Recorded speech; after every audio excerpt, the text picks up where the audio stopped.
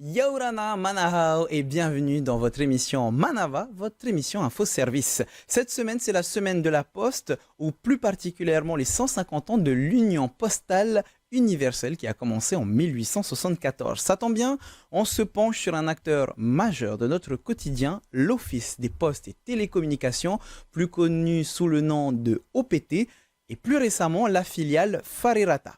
On va en parler avec nos invités, Mahianou Pihatarioe, responsable de l'hôtel des postes de Papeete, Yarana. Yorana. Teiva Plené, chargé d'études de marketing. Yorana. Rudolf Titoua, responsable du secteur des bureaux de poste des archipels éloignés, Yarana. Yorana. Et enfin, Christophe Berg, retraité du groupe OPT. Yorana. Alors, on va commencer par une petite parenthèse d'histoire avec Teiva. Est-ce qu'on peut revenir sur l'histoire de la poste polynésienne? Quand et comment tout a commencé? Alors, la poste en Polynésie, ça a plus de 150 ans déjà, hein. Mhm. Ça a commencé essentiellement au décret de Napoléon III qui nomme le premier receveur en Polynésie, donc qui était M. Miéville. On est en 1860. Mhm. Et voilà, ça c'est les dates du début de la postale ici. Ça a évolué. Le bureau de poste à l'époque était sur le quai d'honneur à Papeete. A agrandi, s'est déplacé. Ensuite, qui a été reconstruit en 1920 où il y a la poste actuelle.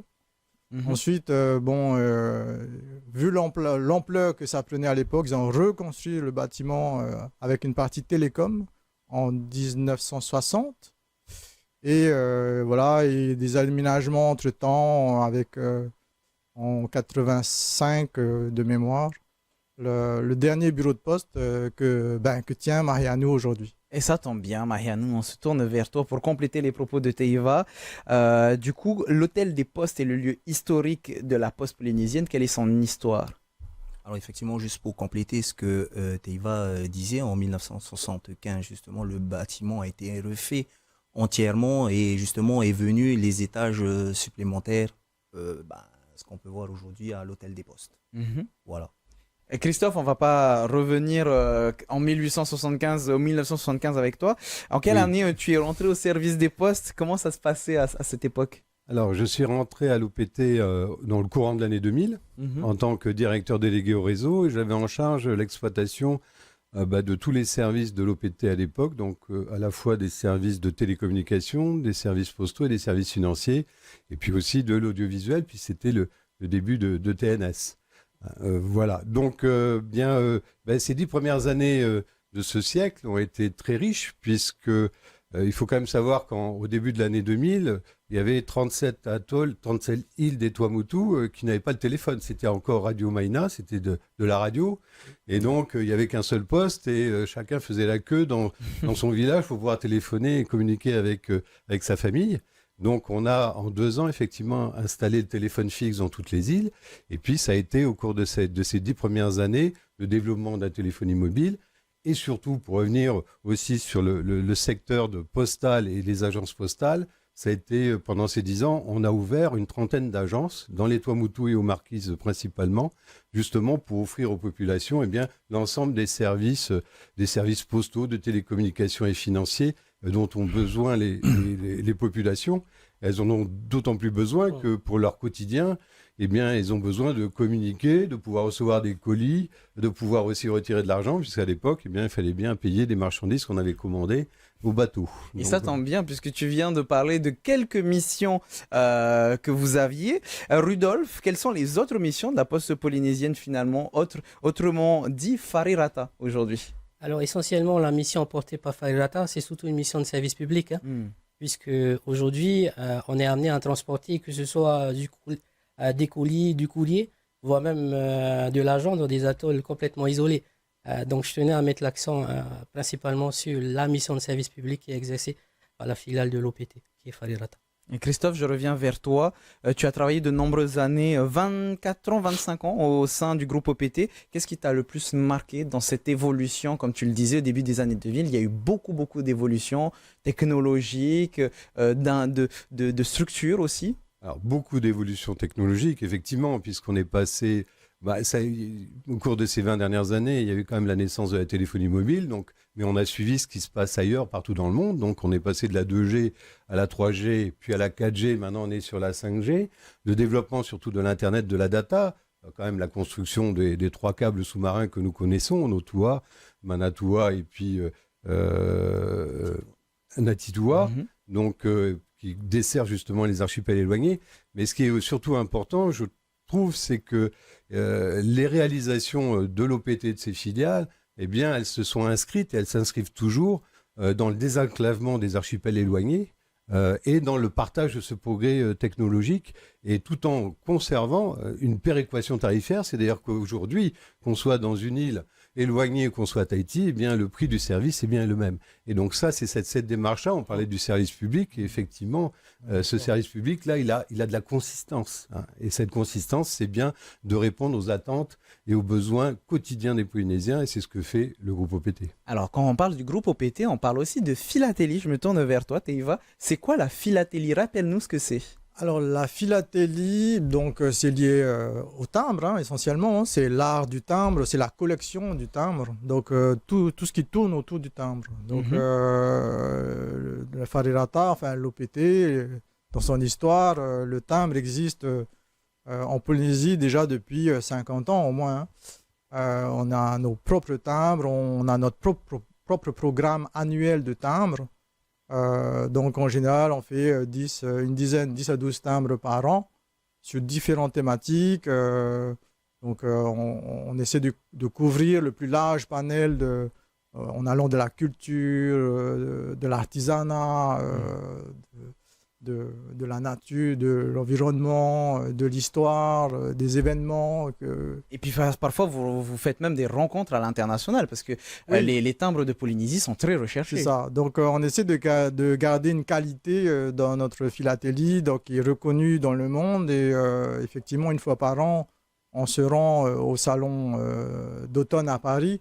On a une délégation qui se déplace et on est très attendu. Et le timbre qu'on sort à cette occasion est très attendu. Alors, avant de parler du timbre, vous avez fait aussi cette année le calendrier 2025 de la philatélie à Tahiti. Donc, comment est-ce que vous choisissez finalement les différents designs, que ce soit du calendrier ou des timbres? Alors, on l'appelle calendrier philatélique justement parce que à l'intérieur, on retrouve de différents timbres, des anciens timbres en général. Et à partir de chaque thématique de timbre, on le réinterprète avec des personnes, des portraits de personnes connues et moins connues aussi. Hein. Là, la chance qu'on a depuis quelques années, c'est de pouvoir avoir les Miss Tahiti dans notre calendrier. Donc là aussi... avec le comité Miss Tahiti, ça se passe bien. On a également complètement inattendu, c'est des agents de l'OPT. Cette année, on a réussi à convaincre 4 agents de pouvoir poser pour nous. Donc là, il y a un gros travail tout autour sur les thématiques. Et je reviens du coup sur les timbres. Cette année, donc pour les 150 ans de l'Union postale universelle, vous avez fait ce timbre-là. Rappelle-nous très rapidement, c'est quoi l'histoire de ce portrait, de ce design? Alors c'est un timbre on appelle ça un timbre sur timbre. C'est un timbre qui est sorti déjà il y a 50 ans, ou les 100 ans de l'Union postale universelle. Donc, on l'a retravaillé grâce à une ancienne technique qu'on appelle la gravure sur métal. Donc, c'est un graveur qui fait à l'ancienne le timbre reproduit de façon à le transférer sur des plaques et l'imprimer ainsi. On appelle ça la taille douce. Donc, c'est très recherché, très coûteux aussi. Donc, on est vraiment fiers de pouvoir... utiliser ces anciennes techniques pour le présenter au salon d'automne bientôt. Et ne vous inquiétez pas, on reviendra sur toutes les choses qui sont faites cette année pour les 150 ans de l'Union postale universelle. Mais on va continuer avec justement la poste, le courrier. Mariano, est-ce qu'on a une idée de chiffres? Combien de courriers, de colis sont traités chaque année en Polynésie française? Oui, effectivement, on peut comptabiliser à peu près à 200 000 courriers qui sont traités à l'importation. Voilà. On peut compter sur ça et par rapport à tout ce qui est colis, on tourne à peu près sur 60 000 courriers à peu près. Parlons un peu plus des structures cette fois-ci. Rudolf, comment se compose le réseau postal polynésien? Alors, aujourd'hui, le réseau de bureaux de poste de Whareata est composé de 82 bureaux de poste répartis sur l'ensemble du territoire polynésien. Il faut savoir que c'est réparti en deux secteurs. Donc, dans les archipels éloignés, nous avons 39 bureaux de poste au Tuamotu-Gambier, 13 bureaux de poste aux Marquises et 5 bureaux de poste aux Australes. Et sur les îles de la Société, 22 bureaux de poste. Tout ça pour servir la population. Donc, toutes les îles ont leur bureau de poste finalement? Je dirais ça, oui. On couvre quasiment 90% du territoire polynésien. Demain, on va ouvrir un nouveau bureau de poste qui est situé sur l'atoll de Wairātea. Ça sera fait avant la fin de l'année. Le réseau Internet a été allumé, je veux dire, avant-hier. Donc, ils existent sur l'atoll numérique. Et d'ici la fin de l'année, ils auront enfin un bureau de poste. Alors, on parle d'Internet, de philatélie, de poste. Il est facile, avec toutes ces missions, de se perdre finalement. Mariano, rappelle-nous, quels sont les autres rôles de OPT, de Whareata? Alors, principalement, comme tout le monde le sait, on est bien évidemment sur tout ce qui est courrier, expédition de courrier, de colis. Donc, tous les usagers de la poste ont la possibilité d'expédier, d'envoyer du courrier et des colis. Et bien évidemment, il y a aussi des services financiers. Effectivement, avec Marara Paiement, une de nos filiales aussi, qui propose des services financiers comme des moyens de paiement, d'avoir déjà un compte aussi pour pouvoir justement avoir un compte pour des échanges monétaires, voilà. Rudolf, tu en as parlé un petit peu tout à l'heure de tous ces archipels, toutes ces îles qui sont desservies par vos services. Mais comment est-ce que vous faites pour les îles les plus éloignées? On a parlé tout à l'heure des Marquises, des Tuamotu. Comment vous faites techniquement? Écoute, là, on parle maintenant vraiment de maillage territorial, puisque Whareata utilise tous les moyens qui sont à nos dispositions, notamment le transport maritime, puisque certaines îles et atolls ne sont pas desservis par avion. Donc, on fait le transport du courrier par les goélettes. C'est une vieille méthode de distribution qui existait déjà, qu'on a réactualisée avec les process d'aujourd'hui. Teiva, comment l'OPT s'adapte-t-il aux besoins changeants? Là, on parle des différents courriers, mais les besoins des Polynésiens évoluent. Comment est-ce que vous vous adaptez, surtout avec la montée du numérique? Effectivement, là, depuis, comme disait Christophe, en 10-20 ans, ça a été une révolution. Il y a 20 ans, on était encore pratiquement au téléphone fixe. Oui. On a découvert le mobile, ensuite tout de suite derrière l'Internet. Donc l'évolution va très vite.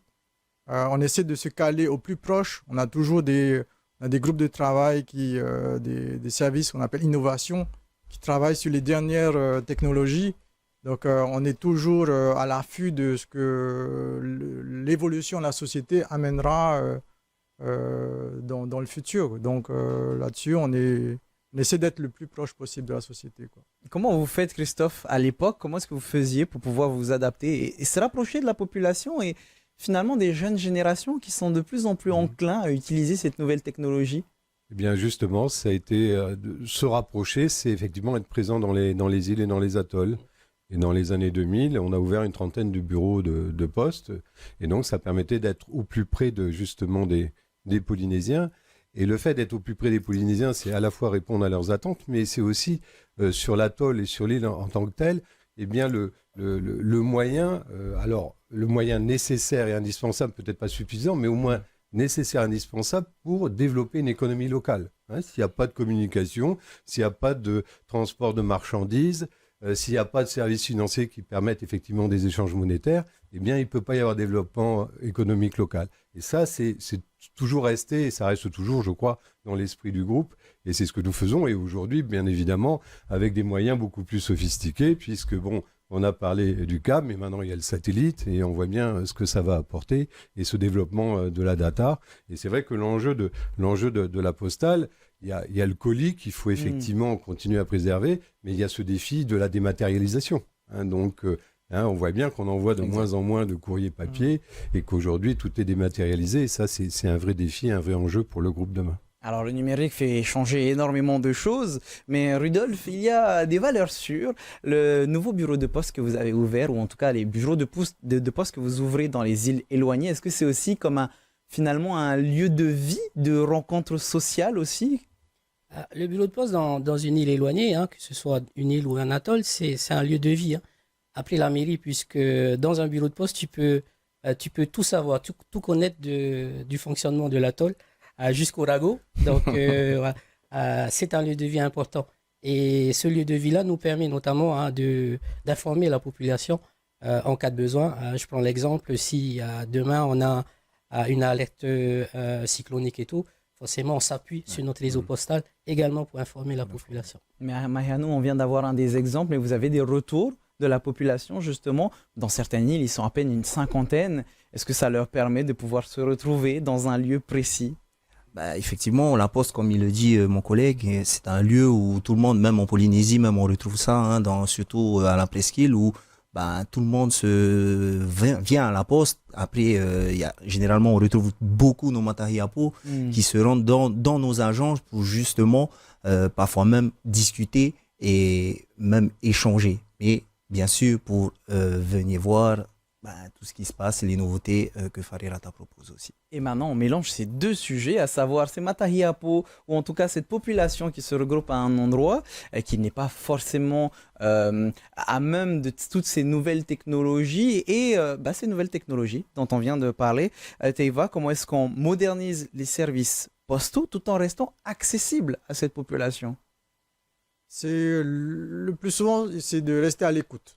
Ça, c'est très important. Comme disait Christophe, c'est le développement de l'île, enfin des îles, et surtout les îles éloignées. Sans bureau de poste, c'est pas que la vie s'arrête, mais voilà, il y a un gros frein dans le développement de l'île. Donc voilà, c'est toujours être le plus proche de la société et amener ce qu'on peut amener pour le développement et, disons, le bien-être des personnes des îles éloignées. On a en tête le facteur avec son petit vélo qui se balade dans les quartiers. Est-ce qu'on aura, pourquoi pas un jour, si on part un peu dans de la science-fiction, des facteurs en drone carrément, Teiva? Ouf. Oui, non, je pense que oui, dans les grands pays, ils ont commencé à faire de la livraison par drone. Ça, il y a eu des essais. Donc, ça, c'est pour des continents, oui, ça peut effectivement fonctionner. Mais ici, je pense qu'on restera encore très traditionnel, tout en essayant d'apporter le plus de modernité possible. Et il disait, comme Christophe tout à l'heure, bien garder en tête cet aspect de la dématérialisation. C'est-à-dire que de plus en plus, les gens, ils envoient des mails ou des SMS. Donc, il y a très peu de courrier. Il y a moins de flux de courrier, beaucoup plus de colis. Donc, on a essayé de rester plus sur ce secteur d'activité maintenant. Mariano, j'ai entendu que tu réagissais au propos de Teiva. Oui, exact par rapport à ce qu'il disait et surtout pour tout ce qui était drone. Après, à mon avis, je pense que les drones ne sont pas totalement adaptés à la Polynésie française puisque, comme on peut voir, et surtout si on se rapproche un petit peu plus de la presqu'île encore une nouvelle fois, il y a de l'eau. Il y a énormément d'eau. Après, il y a des problématiques qui viennent. Donc, voilà. Qui sait, peut-être un jour, mais pour le moment, non. Le facteur, on est très bien avec. Christophe, nos facteurs ne sont pas vélos. Ouais, exactement. Ils sont en scooter. Alors, c'est vrai qu'on peut retrouver. Ouais. On peut retrouver sur Taravao, par contre, le bureau de poste de Taravao, où effectivement, il y a des facteurs qui le font à vélo. Dans les îles, est-ce que c'est encore à vélo ou si pareil, c'est en scooter? Je me tourne vers Rudolf. Donc, pour l'instant, on a certaines difficultés, notamment, je pense aux marquises. De faire à vélo, c'est plus délicat. Donc, voilà, on est toujours avec les moyens de locomotion traditionnels, que ce soit en deux roues ou en véhicule. Donc, pour l'instant, on restera donc sur les deux rôles. Donc, les vélos, pourquoi pas sur Taravor, les scooters, les voitures aussi. On a une charge importante de colis si on reste par exemple sur les marquises. Oui. C'est vrai que lorsqu'on fait une comparaison entre le flux courrier qui part ou qui est reçu sur l'île de Tahiti, il n'y a pas de comparaison. Mais on constate néanmoins une forte augmentation des commandes qui partent vers les marquises. Et je pense que ça, c'est essentiellement dû à l'augmentation des débits que l'on a dans nos îles. Marianne, justement, si on parle des courriers, il y aura certaines lettres qui vont être prioritaires, à savoir la liste de cadeaux des enfants au Père Noël. Courrier prioritaire, comment ça se passe? Alors effectivement, comme chaque année, nous, on a toujours cet exercice-là de la fête de Noël. Donc il faut savoir que Farirata propose justement le courrier au Père Noël. Donc on invite bien évidemment toute notre population à se rendre dans n'importe quel bureau de poste avec un courrier adressé directement au Père Noël. Bien sûr, il faut respecter l'expéditeur, bien sûr le destinataire qui est le Père Noël. Et donc il n'y a pas de besoin, il n'y a pas de frais, quoi que ce soit. C'est gratuit, totalement gratuit et la population peut profiter de ce service. Et justement, le courrier est gratuit et adressé au Père Noël. Donc, comme chaque année, Farirata met en disposition des urnes dans tous les bureaux de poste. Voilà. Christophe, c'était important pour vous de mettre en place justement ce service gratuit pour la liste au Papa Noël? Oui, je crois que ça fait plaisir aux enfants et ça rentre dans la magie de Noël. Donc, et c'est bien que ce soit renouvelé tous les ans. Et je crois qu'en regardant le nombre de courriers reçus, c'est quelque chose qui plaît complètement à la population et surtout aux enfants. Et avant d'en arriver au Papa Noël, il y a surtout, comme on le disait depuis le début de cette émission, les 150 ans de l'Union postale universelle. Donc c'est demain. Est-ce que tu peux nous rappeler, Teiva, quel sera le programme? Vous avez prévu une belle et grande journée? Oui, donc pour nous, la journée mondiale de la Poste, déjà, c'est un événement qui est partagé dans toutes les administrations dans le monde entier. D'accord. Donc, il y a à peu près 180 pays membres de l'UPU, donc l'Union postale universelle. Et donc, depuis une bonne dizaine d'années, on organise un événement autour. Donc demain, grande journée pour nous. On a prévu donc la sortie du timbre spécialement des 150 ans de l'Union postale universelle. On le remontre au cas où si vous ne l'avez pas assez bien vu. Voilà, on pourra le retrouver dès demain, c'est ça? C'est ça, donc au bureau de poste de Papeete avec Marianou. Et également le calendrier philatélique qui sort le même jour comme chaque année depuis pareil une dizaine d'années. On fait ce calendrier chaque année.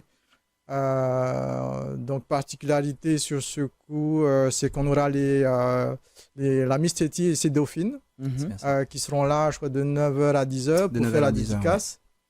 Donc voilà, c'est deux grands événements, produits phares qui sont pour cette journée du 9 octobre. Mariano, tu veux peut-être compléter les propos de Teiva? Oui, exactement, juste pour compléter un petit peu. Effectivement, demain, donc il y a la sortie du timbre avec le nouveau calendrier philatélique, avec les Miss. Et bien évidemment, il y a aussi, on organise aussi une animation commerciale qui pourra justement compléter un petit peu. Alors, il y aura des agents qui vont être présents pour justement accueillir la population. Et voilà. C'est où, c'est quand? C'est dans n'importe quel bureau qu'on peut essayer d'aller voir déjà pour les timbres. Mais cet événement avec, par exemple, les Miss, ça se passe où? De quelle heure à quelle heure? Alors, pour les Miss, spécialement, et comme chaque année, mon bureau de poste, en fait, accueille les Miss. Donc, ça sera, comme il a dit Teiva, ça sera à partir de 8h jusqu'à 10h. Les Miss seront présentes. Donc, l'idée, c'est justement, ils peuvent profiter de la sortie du calendrier et bien sûr, les faire dédicacer dessus directement. Et Christophe, pour terminer cette émission, c'est les 150 ans de l'Union postale universelle. Pour un ancien membre du groupe OPT, c'est important pour toi cette fête? Bien oui, et puis ça permet effectivement cette union rassemble l'ensemble des postes du monde. Donc, c'est vrai que c'est un vieux métier, puisqu'au départ, ça a bien démarré depuis très longtemps. Et ça permet effectivement de prolonger à la fois ce service-là, qui est un service de lien entre les les différentes populations. D'ailleurs, on voit qu'aujourd'hui, eh bien, ils ont partout dans le monde, ils sont en train d'étendre leurs services à des services en plus à la personne. Voilà, et c'est effectivement, c'est quelque chose, ça prouve que c'est quelque chose qui vit et qui vit, mais qui vit pas seulement dans un pays, mais qui vit sur l'ensemble de la planète. Ouais. Et ça permet effectivement, là encore, de partager des réalisations et des projets. Et donc, pour conclure, Rudolf, je me tourne vers toi. Au-delà de la poste, des télécommunications, etc., finalement, on pourrait retenir ce lien que vous créez grâce au groupe OPT, même avec les îles éloignées. Oui, tout à fait. Donc, je dirais que pour compléter, pour terminer, si tu me le permets, c'est que Fariata, c'est un lien essentiel pour rassembler l'ensemble des Polynésiens et surtout les relier au monde. C'est notre mission qui nous lie chacun d'entre nous quotidiennement. Voilà, mesdames et messieurs, on va pouvoir se terminer l'émission là-dessus. On se retrouve demain pour une nouvelle émission. Mais avant, bien sûr, j'espère que vous avez pris le rendez-vous pour ces 150 ans de l'Union postale universelle. Merci de nous avoir suivis. On se retrouve demain à partir de 17h pour une nouvelle émission. Merci, messieurs, d'avoir répondu à mes questions. Bonne soirée sur TNTV avec votre VAT à 18h. Maururu Itotato Farerira Trahoma Parheana.